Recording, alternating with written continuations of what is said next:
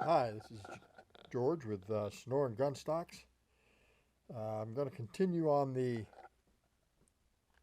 rear Tang modification for the Ruger receiver that I did here just recently, which is this unit right back here. And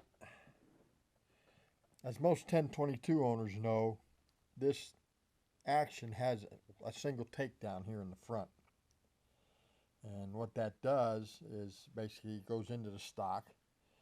You put a takedown screw through this hole here, run it up in there, jack it into here, and put about 12 to 15 inch-pounds of torque on it, and that's it. But the problem you have is that it can tilt around that axis, around this takedown, so it's very inconsistent.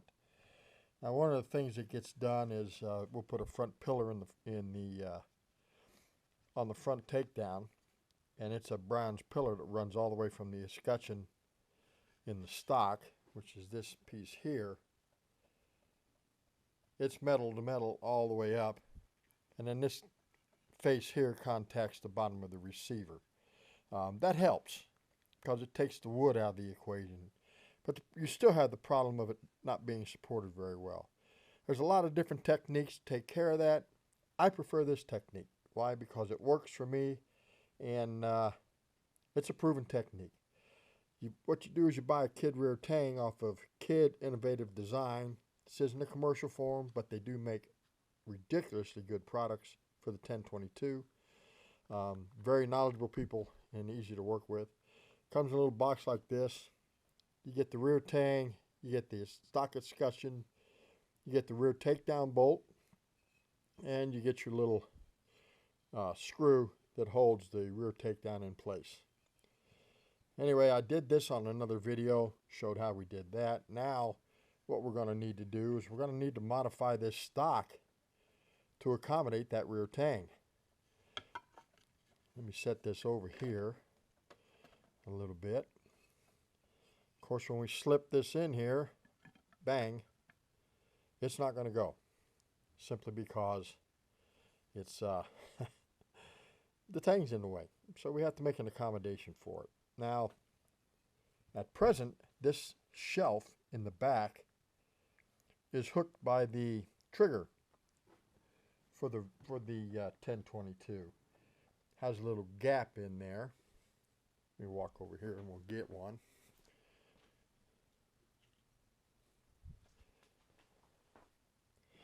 And what happens is when this is in the receiver, like this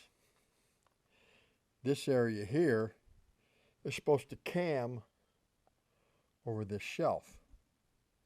And of course it's not exceedingly accurate. So it doesn't work real well. It works, but if you want to wring every last bit of accuracy out of your 1022, that's obviously not the optimum way to go. So, and I apologize for the quality of the video. I am not an actor, so I'm just a regular person. Anyway, this is the tooling that I use in my mill. The width of the Tang is about, let's see what my cheat sheet says here. Oh, it's 5'10", something like that. 0.51, 0.52. So you want to leave a little room around it for bedding to fill, for your DevCon bedding to fill it, so it's nice and tight. So I use a 9/16 end mill, which is here. This happens to be a 4-flute. 2-flute will work just as well, if not better. I just happen to have a 4-flute 9/16. It's a straight end mill, center cut, meaning it cuts all the way across. There's no void in the middle. High-speed steel, uncoated. Works great. That one's probably done several of these stocks. That does the rear Tang slot itself at the back of the stock. This is what I use here. Then I go in with a 1/2 inch. This one happens to be a 2-flute. 4-flute will work. 2 flute just seems to work real well because it clears the chips better. 4 flute gives you just as nice a finish, if not a little better finish, but you really can't tell. And it has a tendency to clog up a little bit sometimes. We are dealing just with hardwoods. So anyway, this is a 2 flute 1/2 inch end mill. These radiuses, these are 1/4 inch radiuses, so a 1/2 inch end mill fits them perfectly. So basically, once this is all set up and I go through what I'm going to do, I've got the slot back here, but I also want to bed the very back of the receiver, probably up about 3/4 to an inch forward, just to make sure that the entire rear end is locked down and solid. The front end we've taken care of here, the rear end we'll take care of there. So once I've used a 1/2 inch end mill to undercut this, you want about 100 thousandths thickness of DevCon, so that it's DevCon 10110, so that you have a good thickness there. It's not going to crack off, it's not going to break off. So I'll show that. And then you also need to clear some, this 9/16 end mill doesn't leave a lot of clearance around our rear tang. As you can see, it's pretty close to the same diameter. It's a little bit larger. Want a little bit more meat in these areas here, just for a little additional support on the rear tang and for the alignment and so forth. And then of course we've got to bed this escutcheon into the stock, which there'll be an accommodation for it in the cut, and that locks it in so that it stays in the stock. So when this is all done and this is inserted and you put the screw in, it pulls it down against it. You undo the screw, you pull it up, this stays in the stock.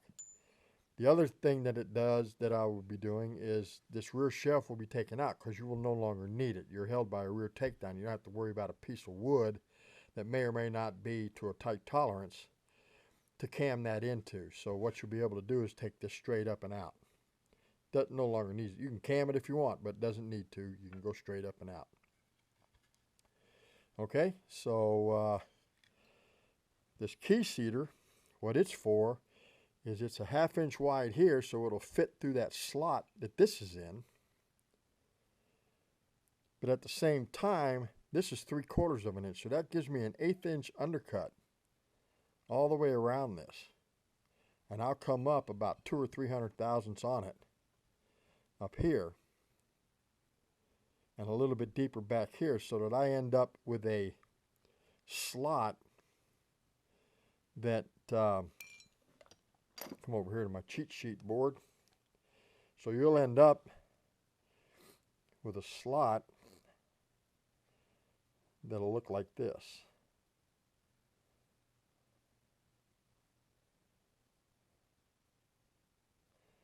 And of course you'll have your bottom escutcheon in here.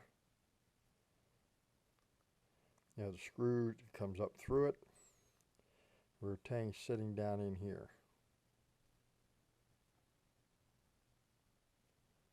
All this is filled with bedding. So it locks it in there. It's nice and tight, and it's going to stay straight. It's going to stay true, and it's going to stay repeatable. Every time you take that action out to clean the barrel, it'll stay true. You go back in, it goes back in the exact same spot it came out of before. That gives you repeatability at point of impact, and really makes the rifle much more accurate. Plus, you no longer have this action going on. It's locked down at both ends. So we'll get this set up and I'll show you where we go from there.